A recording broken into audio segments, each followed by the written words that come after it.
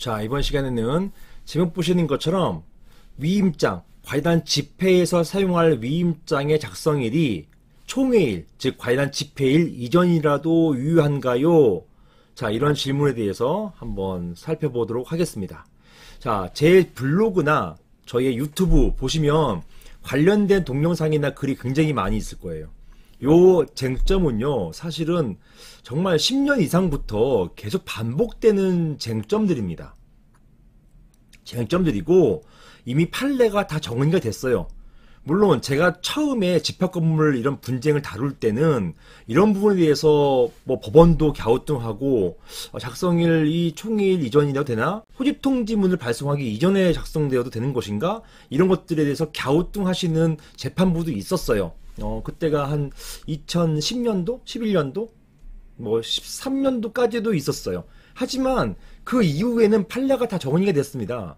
정리가 돼가지고 총회일 이전이라도 유효하다는 것, 이게 결론이에요. 이게 판례예요.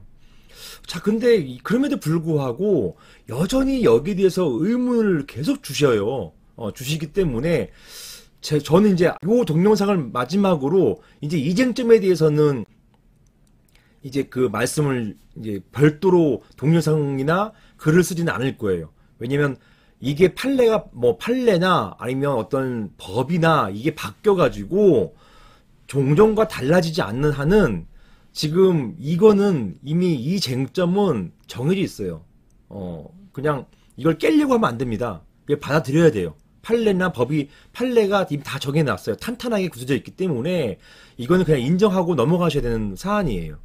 그래서 이번 주신 질문에 대한 답변, 요 답변을 마지막으로 요건 이제 정리가 되어야 될 것으로 생각되고, 저도 이제 이 쟁점에 대해서는 더 이상 동영상을 찍지는 않으려고 하고 있습니다.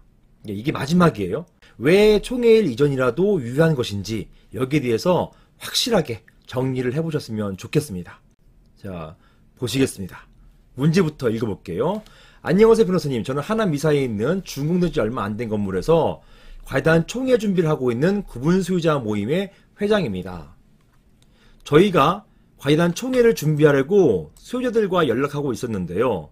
이러한 움직임을 눈치챈 시행사 측에서 일부 구분수요자들을 앞세워서, 뭐 거의 바지 같은 앞세워서, 이런 경우 많습니다. 위임장을 미리미리 받은 후에 과이단 총회를 먼저 열겠다고 안내문을 보내왔습니다. 인터셉트한 거죠. 이제 어떤 건물이 준공되고 구분 소유자님들이 모여가지고, 또는 구분 소유자님 또는 점유자, 임차인 같은 점유자님들이 모여가지고 우리 관리단을 조직하자, 관리인을 뽑자, 이렇게 준비를 하고 있었는데 이걸 눈치챈 그런 시행사가 몇몇의 구분 소유자들을 이제 앞세워가지고 위임장을 미리 받아버린 거예요. 시행사는 구분 소유자들 연락처를 다 갖고 있잖아요. 그러니까 연락처 돌려가지고 위임장을 먼저 받아버린 겁니다. 선수 쳐버렸어요. 그리고 자발적인 모임에서 총회, 즉 과이단 집회 열기 전에 먼저 자기네가 과이단 집회를 열겠다고 통보를 해온 사안입니다. 이런 경우 너무너무 많아요. 이게 황당하다, 이게 이례적이다, 이렇게 보지 마십시오. 집합건물 분쟁에서는요, 이게 너무나 일반화된 문제예요. 이 쟁점은요, 너무나 일반적인 쟁점이다, 이렇게 보셔야 됩니다. 자, 그래서 아직 총회일도 정해지지 않았다. 그런데도 불구하고 위임장을 먼저 받아놓는 게 적법한 것인가요? 이거 무효 아닌가요? 이런 질문을 주셨고요. 제가 말씀드리죠. 한 10년 넘은 2010년도, 2011년도 이때는 좀 갸우뚱 했었어요. 하지만 2012년, 13, 14년도 이때부터 판례가 굳어집니다. 관련된 판례들이 막 쌓이기 시작했어요. 문제없다, 유효다, 이런 판례가 쌓이기 시작했기 때문에 그 이후부터 이런 질문 하시면은 집합건물 분쟁 처음 해보세요, 이런 말밖에 못 듣는단 말입니다. 아쉽지만 또 죄송하지만 그렇단 말입니다. 그렇기 때문에 요거는 그냥 유효다, 요게 판례다, 이렇게 알고 계셔야 됩니다. 하지만 왜 그런지 여부, 요거를 제가 설명을 드릴게요. 다음 보시겠습니다. 집합건물법에서 어떤 의사를 표현하고 건물 관리에 있어서 유효한 의사가 되려면 의결 정족수를 충족해야 돼요. 그리고 이런 의결 정족수 충족하기 위해서는 집회가 있어야 되고, 집회에서 의결을 해야 되는데요. 그 의결 정족수, 이 기본 의결 정족수가 보시는 것처럼 관이단 집회의 의사는 특별한 규정 없으면 구분 소유자 과반수, 그리고 미시입니다. AND예요. 그리고 의결권, 보통은 지분입니다. 지분의 과반수로 의결한다 라고 되어 있어요. 그리고요, 이러한 의결권 행사는, 여기서 의결권 행사는 서면이나 전자적 방법 또는 보십시오, 대리인을 통해서 행사할 수 있다라고 되어 있어서, 이 대리인을 통해서 행사할 수 있는 게 뭐다? 이게 위임장이에요. 그래서 이런 위임장을 사용해서 어떤 분의 의결권을 대리인 통해 가지고 행사할 수 있게 만들어 놨어요.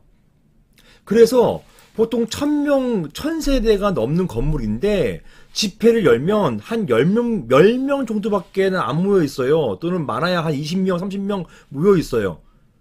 여기에 참석한 사람의 과반수가 아니고 무조건 집회의 결의는 어떤 집회의 의사, 유의미한 의사가 되려면 결의가 돼야 되고, 이 결의는 구분 소유자 머릿수의 과반수와 전체 지분의 과반수가 모두 충족돼야 되는데, 거기에 모인 사람 30명 가지고는 어떻게 할 수가 없단 말입니다. 30명은 과반수도 아니잖아요. 1000명의 과반수는 500명 넘어야 되는데 30명 가지고 뭘 하겠어요? 하지만 다 보니까 통과됐다고 하는 거예요. 결의가 되었대요. 그게 무슨 뜻이냐? 이분들이 한 사람당 몇 명씩 위임장을 받아온 거예요. 즉 대리인을 통한 요 의결권 행사하기 위해서 미리 의결권을 받아온 것입니다. 자, 그런데요, 제가 이 법은 이 규정 말고는 거론을 안 했잖아요. 왜냐하면 위임장을 언제 받을지 여부에 대한 규정이 집합권법에는 없어요. 법에 없어요. 그럼 법에 없으면 제한을 하는 것이 맞습니까? 법에도 없는 제한을 하는 게 맞냐는 것이에요. 자, 여기에 대해서 판례는 어떻게 보고 있는지 한번 보실게요. 요 내용이 사실은 판례의 내용이에요. 자, 보세요. 집합권법은 의결권 행사 방법에 대해서만 규정하고 있다.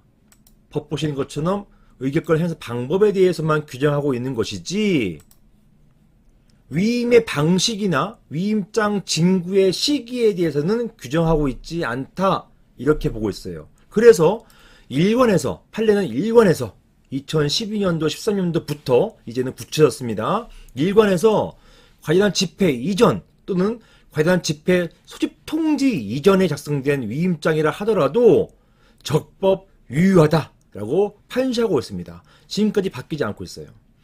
그 이유는 위임장이 소집 통지 이후에 작성되어야 한다는 그런 근거법이 없기 때문이에요. 그런 근거가 없기 때문이다 라고 이미 판결이 굳어져 있습니다. 이러한 판례는 아직까지 유지가 되고 있고 반대 판결이 나온 바가 없어요. 여러분이 제발 이 동영상 보시고 유료 상담이나 이걸 통해 가지고 이거 문의하시면 안 돼요. 너무 아까운 거예요. 따라서 이러한 판례에 의할 때, 굳혀진 판례에 의할 때 위임장 작성일이 비록 총회일 이전이라도, 심지어는 총회를 열겠다라고 하는 소집통지서가 발송되기 이전이라 하더라도 유효하다, 이렇게 볼 것입니다. 그래서 제목 보시는 것처럼 위임장 작성일이 총회일 이전이라도 유효한가요? 결론은 유효하다, 이렇게 보시면 되겠습니다. 이상입니다.